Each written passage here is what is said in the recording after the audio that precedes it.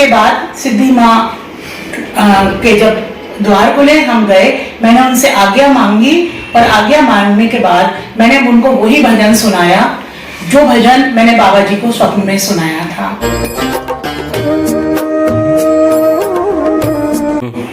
नमस्कार, मैं राहुल कुमार। सारे जनों को मेरा नमस्कार है।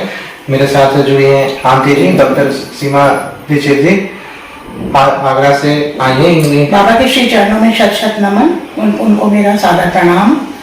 पवन तने बल परवन समाना, बुद्धि विवेक विज्ञान निधाना, कवन सो काज कठिन जग माई, जो नहीं हो साथ तुम पाई।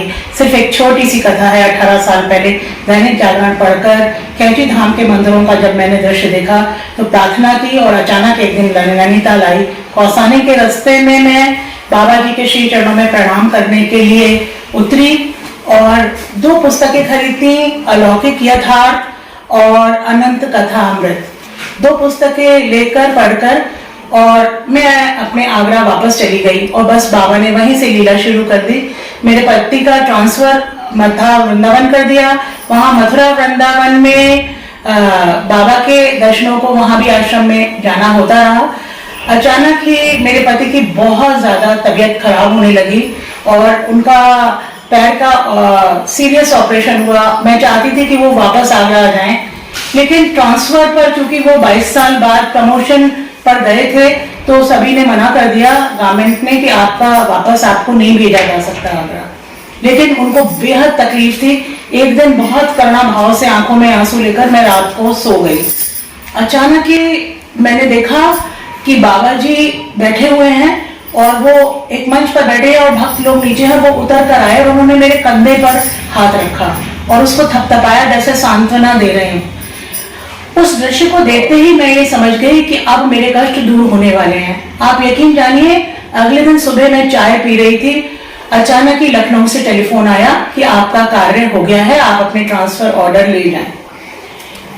और मेरे हस्बैंड उसी दिन रात को लखनऊ गए।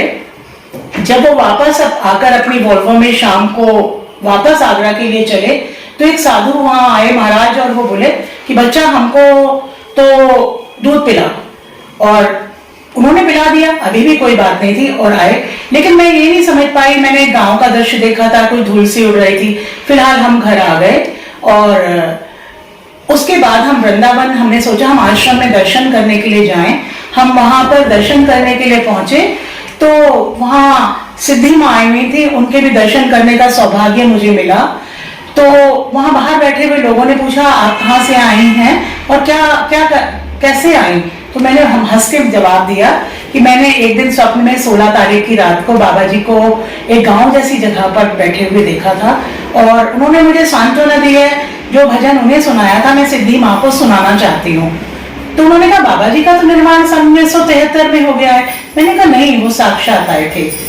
उसके बाद सिद्धि माँ के जब द्वार खुले, हम गए, मैंने उनसे आज्ञा मांगी और आज्ञा मांगने के बाद मैंने उनको वही भजन सुनाया जो भजन मैंने बाबा जी को स्वप्न में सुनाया था। बाबा जी जब आपके सपने में आए थे तो उनका स्वरूप बाबा जी ने वहां स्वप्न के स्वरूप में, जहां तक मुझे याद है, तो उन्होंने वहां कंबल नहीं पहना था, एक सफेद रंग की मूर्ति थी। बैकग्राउंड में कहीं कुछ अंधेरा सा हल्का दिखा था, लेकिन बाबा जी को बहुत क्लियरली वो भजन मेरे रोम रोम में समाया हुआ है। ऐसे नहीं है कि मैंने स्वप्न देखा था, साक्षात देखा था। और उस दिन से हमारा जीवन बाबामय हो गया। बाबा को मैं और मेरा परिवार सदा नमन करता है। अगर आपकी आज्ञा हो तो मैं वो चीज, वो मन की आवाज जो मैंने बाबा को सुनाई थी, उसकी 2 पंक्तियां अगर समय हो तो मैं सुना सकती हूँ। बिल्कुल, आप बाबा जी का भजन सुनाइए।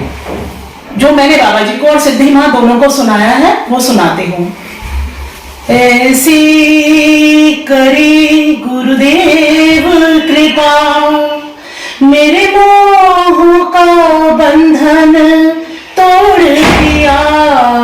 ऐसी करी गुरुदेव कृपा, कोई शेष महेश गणेश कहे, कोई पूजे पीर पैगंबर को। सब ग्रंथ और पंथ छुड़ा करके बस अपने हो सोचित जोड़ लिया, ऐसी करी गुरुदेव कृपा। मैं भटक रही दिन रात सदा, जग के इन हार विहारों में। मैं भटक रही दिन रात सदा, जग के इन हार विहारों में। सपने हूँ सम जगत दिखाया हमें, मेरे चंचल मन को मोड़ दिया, ऐसी करी गुरुदेव कृपा। कोई जाए बनारस वास करे, कोई ढूंढे मथुरा नगरी में। जग व्यापक रूप दिखाया मुझे, मेरे भरम का भांडा फोड़ दिया, ऐसी करी गुरुदेव कृपा। महाराज जी को मेरा शत शत नमन। मेरा परिवार उनका छत्र छाया में जीवित है, मैं हमारे रोम रोम में वो समाये हैं। एक छोटी सी घटना मैं आपको और बताती हूँ। हर दिन हमारा महाराज जी की कृपाओं से भरा हुआ है, उनका वर्णन शब्दों में करना मेरे लिए असंभव है। लेकिन एक बहुत बड़ी बात बताऊं, बेटे का मेरा इंजीनियर है, बहुत अच्छा जॉब लगा, लेकिन मुझे लगता था कि उसकी क्षमताओं के अनुरूप उसको जॉब जितना मिलना चाहिए था वैसा नहीं मिला। टाटा कंसल्टेंसी में था, इट्स ओके, पर इतनी ही देर में उसका इंटरव्यू हुआ लैपटॉप के ऊपर। कोरोना काल के अंदर हमारे कमरे में बाबा जी की बहुत बड़ी तस्वीर रखी थी। इंटरव्यूअर ने पूछा, क्या आपके गुरु हैं ये? तो हमने कहा, ये हमारे सर्वस्व हैं, हमारा जीवन इन्हीं से शुरू है, इन्हीं पर खत्म। मेरे बेटे से बोले, बेटा आप ये मत बताना कि आपको केवल 1 साल नौकरी का अनुभव है, ये पोस्ट तो 4.5 साल के है। आप बताना कि मैं 3rd ईयर से ही मैं बहुत पढ़ाई कर रहा था और मैंने सेल्स फोर्स के अंदर स्पेशलाइजेशन किया है। आप यकीन जानिए, हम आश्चर्य में पड़ गए, हमने कल्पना भी नहीं की थी। मेरे बेटे को 7 टाइम्स सैलरी के ऊपर वो जॉब मिली। मुझे आज भी भरोसा नहीं होता कि एक IIT के इंजीनियर के बराबर बच्चे को अचानक ही 1 साल के एक्सपीरियंस बच्चे को ऐसी जॉब कैसे मिल सकती है। और वो व्यक्ति जिन्होंने बाबा की तस्वीर देखकर कहा था मेरे कमरे में लगी हुई, उसने मेरे बेटे का इंटरव्यू भी नहीं लगा। तो शायद लोगों को चमत्कार लगे या न लगे, ये साधारण बातें नहीं है। हमारे दैनिक जीवन के अंदर इतनी अजीब और गरीब सी घटनाएं होती हैं कि मैं आपको बता नहीं सकती हूँ। और बहुत बार, एक बार हम कहीं गए थे और बहुत भयंकर रास्ता भटक गए रास्ते में, और 2 बजे रात को इतना घबरा रहे थे। मेरे हस्बैंड मिस्टर सुधाकर दीक्षित के माथे पर पसीना आ गया, और 2 बजे सर्दी में अचानक ही मैंने कहा, बाबा जी तो गाड़ी में है ना हमारे साथ, चिंता की क्या बात है।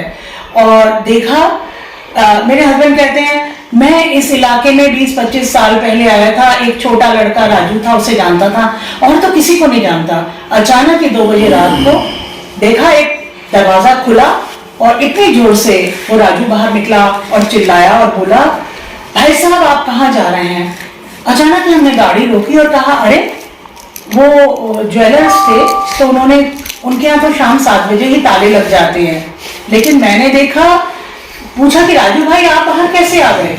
बाबा ने राजू बनकर बाबा बाहर आए और बाबा ने कहा,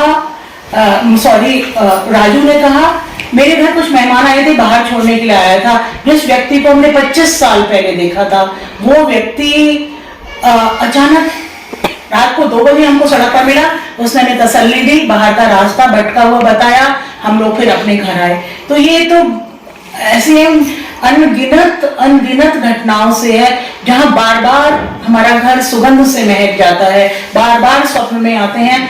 मेरे घर का उनकी आज्ञा से घर चलता है, उन्हीं से शुरू है और ये कथा उन्हीं पर खत्म है। मैं फिर से बाबा जी के श्री चरणों में नमन करती हूँ। सादर नमस्कार। वीडियो को करते हैं समाप्त। आपने अभी माता जी का देखा एक्सपीरियंस और इनके ऊपर महाराज जी का आशीर्वाद है और हमेशा कृपा है। सारे भक्त जनों से मेरा यही निवेदन है कि आप लोग महाराज जी पर भरोसा बनाए और उन पर अपनी कृपा आशीर्वाद बनाए रहे। आपका भी महाराज जी हमेशा आशीर्वाद रहेगा। जय नीम बाबा जी, जय महाराज की